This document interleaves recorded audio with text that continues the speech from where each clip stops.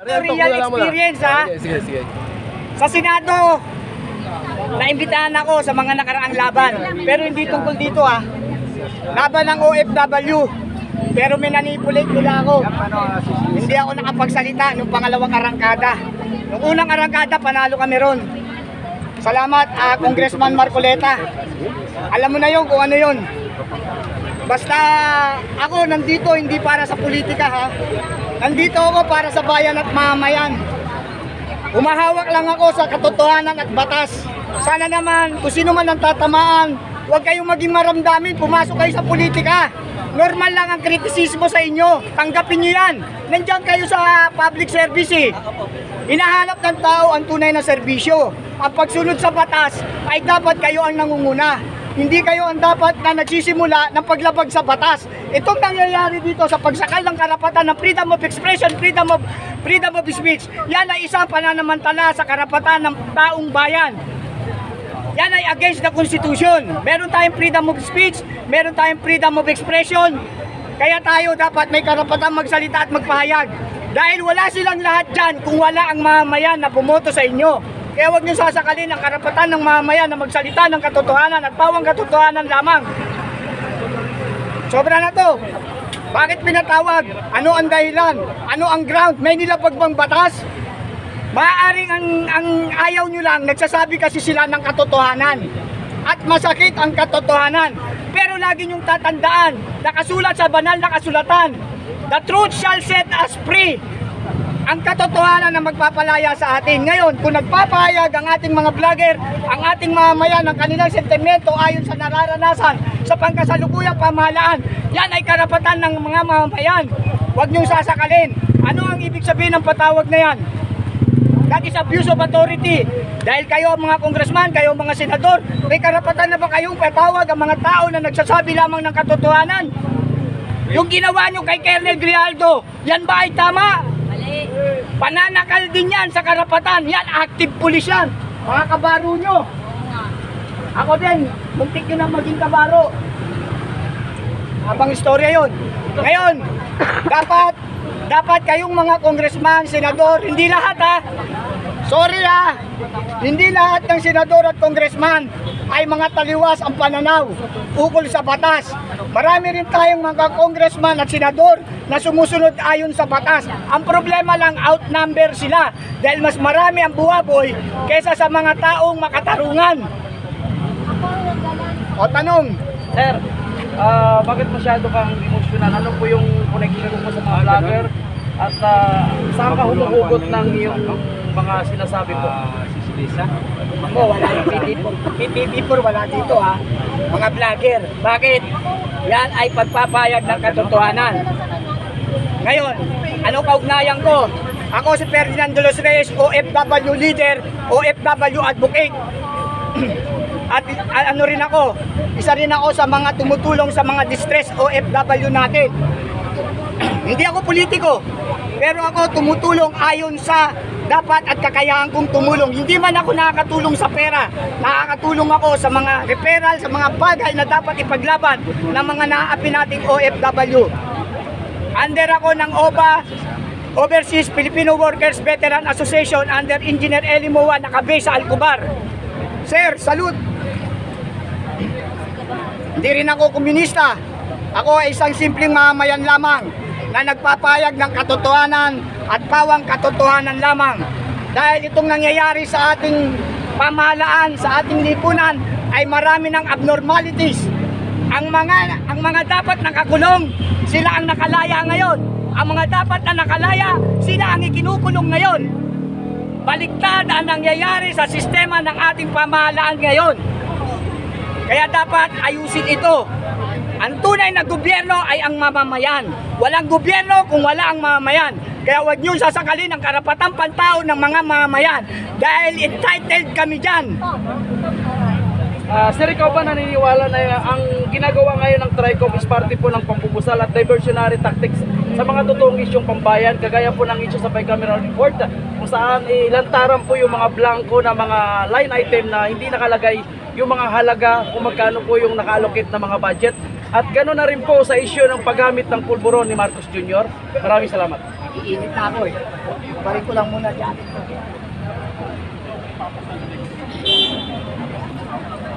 Init. Issue na to.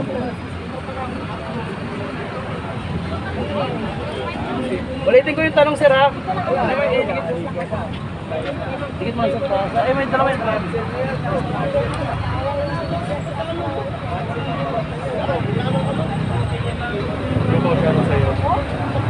Ulitin ko yung tanong, sir, ha? I-refresh ko yung tanong, ha? Sir, bilang isang malimit na nagsasalita, lalo na po kabisado nyo po yung mga isyong panlipunan. Ikaw po ba naniniwala na yung ginagawa ng TRICOM na pagpapatawag po sa mga vloggers, and nakaka-obvious lang po na majority po sa mga pinatawag ng mga vloggers ay mga Duterte vloggers na yung lumalaban sa katotohanan. Ikaw ba ay naniniwala na isa itong parting diversionary tactics para i-divert yung totoong issue sa bicameral report kung saan na-discovery po yung mga blank item na hindi nakalagay yung halaga, at the same time posibleng ito ay isang diversionary tactics din dahil sumabog ngayon ang issue ng paggamit ng pulburon ni Marcos Jr. lalo na nung sinagot niya yung hamon ni Atty. Vic Rodriguez na kung siya ay hindi gumagamit ng pulburon, dapat mag-undergo po siya ng hair follicle droga testing para mapatunayan ng taong bayan at makasigurado ang taong bayan na siya ay isang matinong presidente. Salamat. Actually, ito hindi lang basta diversionary tactics. Ito ay isang pananakal ng karapatan at kalayaan ng mga mamamayan. Hindi na ito usapin ng politika, ha, sa akin, ha. Hindi na ito usapin ng politika. Usapin na ito ng bayan at mamamayan. Usapin na ito ng sobrang kahirapan at sobrang pananakal sa ating mga kalayaan at karapatan magpahayag ng katotohanan. Tungkol dyan sa sinasabi mo na yung mga blank-blank, against constitution talaga yan. Labag sa batas. Labag sa batas yung nangyayari sa mga blanco na yan sa budget, national budget natin. Kasi bakit naka-blank yan? Karamihan naka-blank. Ngayon sabi nila wala daw blank. Ang kabilang panig nagpakita ng ebidensya na may mga blanco. Ngayon kung sinasabi nilang wala, magpakita rin sila ng ebidensya, black and white, document tayo. Dapat yan, black and white yan, hindi basta sinabi lang na oh, wala namang blanco, pero wala namang ebidensya. Yung kabila nagsabi may blanco, pero may inilabas na ebidensya. Asan ang katotohanan doon? Doon tayo sa physical evidence. Doon tayo sa concrete evidence na merong dokumento. Maraming klase ng ebidensya. May documentation evidence, may testimonial evidence, at ang pinakamabigat na ebidensya ay yung concrete evidence. Ngayon, dahil ito ay usapin ng mga dokumento, document evidence ang dapat na presentasyon. Ngayon, kung wala maipakita sila na wala talagang blanco, dapat pag-usapan niya ng maigi. Pangalawa, bakit kailangan blanco? Bakit nagkaroon ng issue na blanco? Kapag may apoy, may sunog yun. Ngayon, nagkaroon ng issue.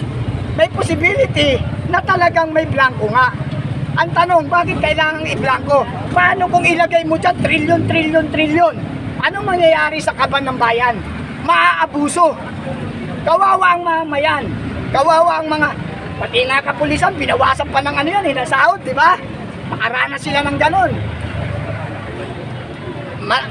Masalimot itong nangyayari na to. Kasi dapat talaga ang mga politiko natin ay gumagalaw o naglilingkod sa mamayan.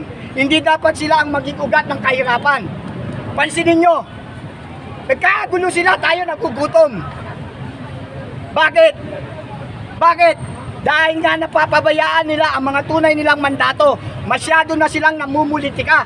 Nakakalimutan na nila ang pagsiservisyo sa mga tao. Dahil politika ng politika. Dapat tigilan muna ang pamumulitika. Tignan muna nila ang pagtaas ng kuryente, pagtaas ng tubig, pagtaas ng presyo ng bigas, pagbigay ng pagmataas na sahod sa mga labor, sa mga manggagawa, sa mga ating kapulisan na nalalagay sa panganib ang buhay. Yan ang pagtuunan nila ng pansin. Bigyan nila ng tamang pamamalakad ang ating pamahalaan. Huwag naman masyadong namumulitika. Kawawa ang bayan at mamamayan. Sir, dahil napakarami pong sinabi at alam naman natin na kahit ang sinasabi mo, katotohanan, yung mga dinidiscuss mo ay totoong isyong panlipunan naman talaga. Ikaw po ba ay handang umarap sa TRICOM kung sakali ikaw ay Diba sa mga group chat, ano ang sabi ko? dapat hindi lang ang mga vlogger ang pinatawag. Pinatawag din nila ang mga reactor, yung mga nagre-react sa mga vlogger. Katulad ko, nagre-react ako sa inyo. Marami akong binibitiwang salita.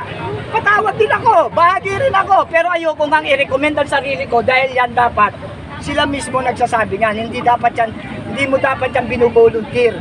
Kasi karapatan mo yan. Ang karapatan mo ay karapatan ng mamamayang Pilipino. Lahat tayo may karapatan.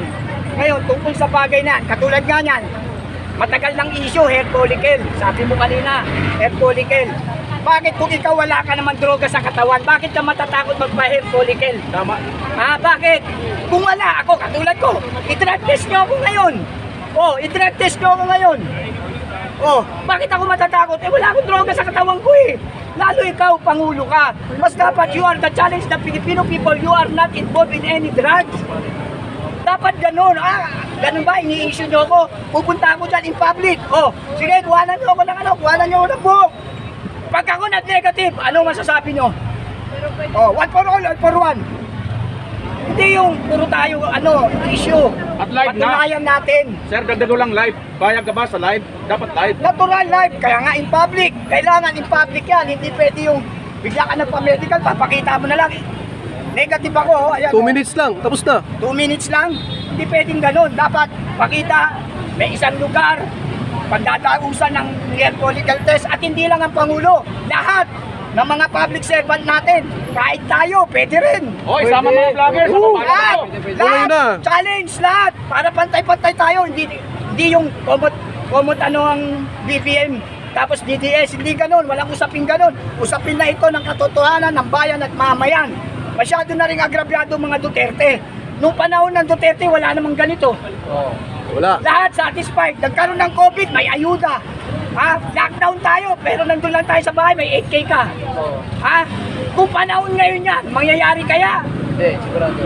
Patay ang naglason. Patay ang tao. Patay ang mamayan dahil puro buwaboy. Sir, sa tingin mo, bakit karamihan ang pinatawag sa TRICOM may mga DDS vloggers?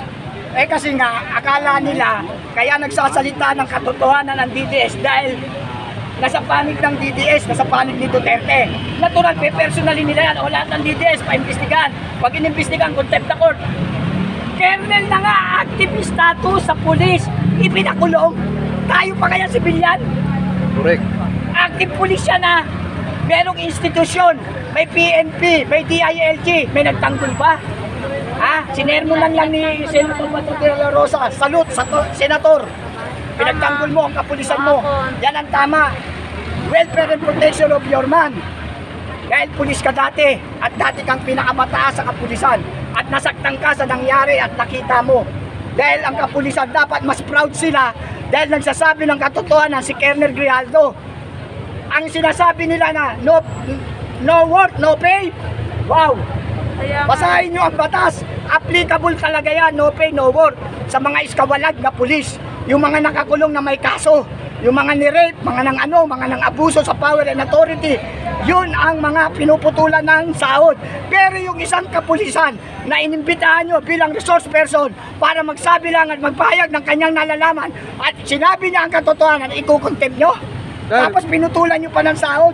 Pero Wow. sir, yung Kaya ako nagkagalaiti kasi kung ang kernel na active police na abuso nyo ang karapatan. Sir, may nagtatanong. Mga pangkaraniwan. Sir, may nagtatanong dito. Bakit daw sa palagay mo hindi nila sinama si Capdado tsaka si Colonel Meltran sa pagpapatawag sa TRICOM? Brad, yan mga matataas na ex-militar natin yan. Mga dating sundalo, mga general, kernel. Pag pinatawag mo yan sa palagay mo, anong mangyayari? May mga sariling tao yan. Hindi natin alam kung ano ang mangyayari. Ngayon, to protect nila ang kanilang pamimersonal, hindi talaga iimbitahan ang mga tao na may kaugnayan at may kakayahang lumaban. Sir, dagdag ko katanungan kasi ito kasi issue ng paggamit ng illegal na droga ay napaka-importante po sa ating bansa. Kasi unang-una, yan po yung isa sa top priority po na programa ng dating administrasyon. Ngayon sa mga tumatakbong politiko, kami kasi mga vlogger na nawagan po kami na dapat lahat ng mga tumatakbo po sa kahit anong posisyong pang-gobyerno o yung mga empleyado ng gobyerno, dapat mag-undergo po sila sa mandatory drug testing. So kahit ano, kung lahat ay magawa nila mas maganda. Ikaw, palagay mo karapat dapat ba na lahat ng mga tumatakbo sa kahit anong posisyon man sa gobyerno ay mag-undergo ng drug testing? Dapat lang. Dapat lang. Dahil sa droga, may krimen. Ngayon, kung ikaw isang public servant, isa kang mataas na opisyal ng gobyerno at nagdodroga ka, sa palagay mo, magiging competent ka to serve the country or to serve the people? Kung meron kang drug sa katawan, iba na ang kaisipan mo pag nakadroga ka. Kaya nga mali yung pronouncement ng isang mataas na general na ginagamit lang daw yan panggising. Lumakas tuloy ang loob ng mga adiktos. O ano ngayon? Ang daming patayan, ang daming kidnapan. Makita mo, sarili mong bahay, binabaril ka na lang. May pinangahawakan. Diba? Ang droga, kalakip niyan, kaguluhan at krimen. Kaya dapat lang sumaalang-alang sila sa drug testing. Ngayon, ito lang naman yan ito lang yan. Kung hindi ka naman nagda-drugs, bakit ka matatakot? Dapat nga ikaw pa sumuporta dahil poproteksyonan na yung batas na yan o poproteksyonan ng sistema na yan yung mga asalin lahi mo, yung mga anak-anak natin, yung mga apo-apo natin. Mapoproteksyonan dahil wala ngang droga. Hindi na natin mawala yan, babawasan naman kahit papano. Lumalaganap, dumarami. Kawawa tayong mga simpleng mamamayan. Wala tayong pera para pumunta ng abroad. Sila, anytime merong gulo dito, nandun yan sa mga bahay nila sa ibang bansa. Ang maiiwanan tayo. Sacrificial lamb tayo. Kaya nga dapat maging matalino tayo sa pagboto. Hindi dapat boto lang ng boto. Kanina, di ba? Nakita nyo. Kanina nakita nyo katabi natin yung PTV4. Hindi na gano'n ang camera. Bakit? Takot sila eh. Bias. Yun ang tinatawag natin na bias. Itong mga vlogger, ito ang totoo. Kaya nga dapat ito sinusuportahan. Nila-like, sinasubscribe. Kasi nasa inyo nakasalalay ang katotohanan. Wala sa mainstream media. Lahat sila bayaran. Lahat sila nabibili ng pera. Sir, naniniwala ka ba na magiging patas kaya ang desisyon ng Supreme Court sa mga ganitong klaseng usapin? Ikalaban, try ko kaya makikita. Hindi, dapat sila maging patas.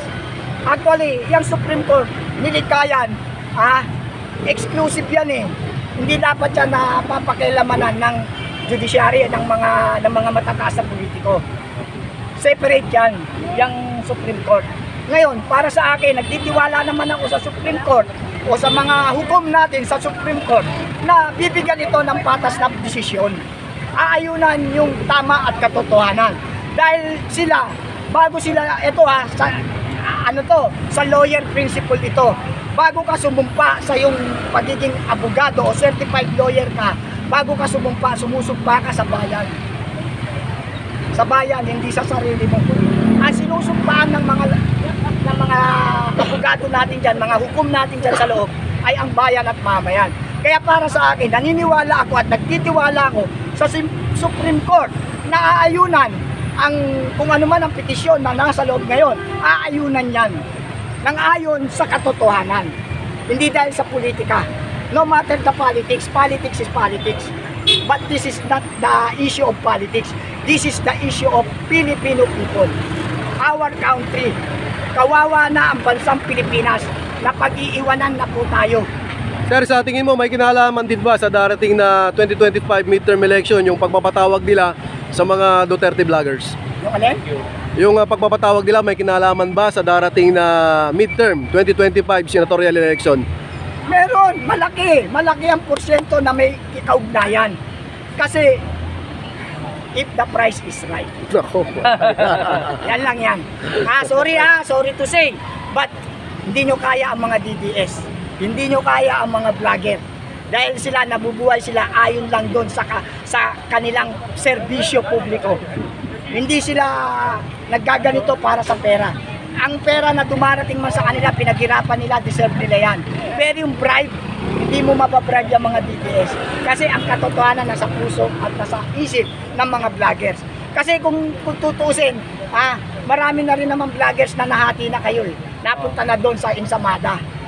Kasi po yung mga walang prinsipyo. Pero dahil kayo, priceless, walang halaga, hindi kayo kayang tapatan ng pera, dito lang kayo sa katotohanan, hindi kayo mabibili ng kahit na anong halaga. Dahil mas importante sa inyo ang usapin ng bayan at mamamayan. Yan ang kahit ako, bakit ako willing na magsalita sa inyo? Dahil malaki ang tiwala ko sa inyong mga vlogger. Mas nagtitiwala ako sa inyo, kaya hindi ako yung nag-i-snap na, hindi wag, ayoko, pagod ako, wala. Hindi ko nire-reject at ako pa mismo nagsasabi, sige, kausapin niyo ako. Kasi kailangan issue ito ng bayan at mamayan. This is not issue of politics lang. May politika rito pero dapat wag matabunan ang usapin ng bayan at mamayan. Dapat ang main concern ng ating mga public servant, ng ating congressman, ng ating senador, dapat ang main objective sa concern nila dapat ay ang bayan at mamayan. Wag yung mga partido, wag yung mga ano. Kung nandyan man kayo sa partido ng DDS, maraming salamat at inaayunan nyo ang para sa bayan at mamayan. Nagtatrabaho lang kayo para sa bayan at mamayan. Ang problema, nagkakawatak-watak dahil nga sa politika. Sir, posible kaya na kaugnay din sa pagpapatawag sa mga vloggers na yan para mapagtakpan yung mga blanco doon sa bycam na yan? Yes, nandun na yon para mapagtakpan. Kasi nasa mga vlogger, kayo ang nagdi-deliver ng katotohanan eh. Kayo, kung mapipiringan kayo, matatakpan ng inyong mga boses, wala nang magsasabi ng katotohanan. Kaya bahagi yan, yung para ma-diversify tactics, para ma-divert ang usapin doon sa blanco at mapunta ang issue sa mga vlogger. Kaya nga, pinapatawag na. Pero kung ako tatanungin nyo ito for my own opinion, wag mag-react at iba. Kung ako tatanungin, hindi ako pupunta. Hindi ako pupunta dyan. Yan ang akin, hindi ako pupunta. Sir, kakapasok lang sir, sabi dito, gusto daw ipadispar ni Paduano si Atty. Trixie Cruz dahil daw sa accusation sa kanya na siya daw ay kasama sa mga videos. Ito lang yan. Paduano. Ito lang yan. Kung fake news si Atty. Trixie Angeles, patunayan mo. By document din. Pakita mo, you are not involved in ABB, Alex Boncayao Brigades, hindi ka CPP, NPA. Patunayan mo rin, sir. Patunayan mo po. Wala naman po, hindi naman po tayo dapat mag-away-away sa issue na yan. Kailangan lang natin ilabas ang katotohanan. Dahil nakakaawa na po ang ating bayan. Tayo mismo ang nagpapahirap sa ating bayan. Sana kayong mga politiko, gawin nyo ang pagpapaunlad ng ating bansa. Bawasan o iwasan na natin ang pamumulitika. Tama na yan. Kawawa na. Gutay-gutay na po ang ating bayan. Kulelat na po tayo sa Asian country. Dati tinitingala po tayo. Ngayon po wala na. Wala na. Ultimo mga OFW na hawak namin, mga distress. Nire-rape na, pinapatay pa. Wala nang respeto sa ating mga Pilipino. Kasi nga, nakikita ang hindi natin pagkakaisa. Kaya sila mismo, yung mga foreign employer, nag-aabuso na sa ating mga distress OFW. Nakawawa, binansagan nating mga bayani sa makabagong panahon, pero hindi nila nararanasan. Tanong. Okay, may tanong pa kayo kay sir? May tanong pa kay Sir. Bimar, may tanong ka pa? Tanong. Sige, tanong lang. Sir, tanong ko lang. Kakain ba tayo maya? Yan ang tanong. Hindi ko kaya sagutin. Yan ang mahirap na sagutin eh. Yan lang muna ha. Salamat sir, salamat sa Tabi tayo kasi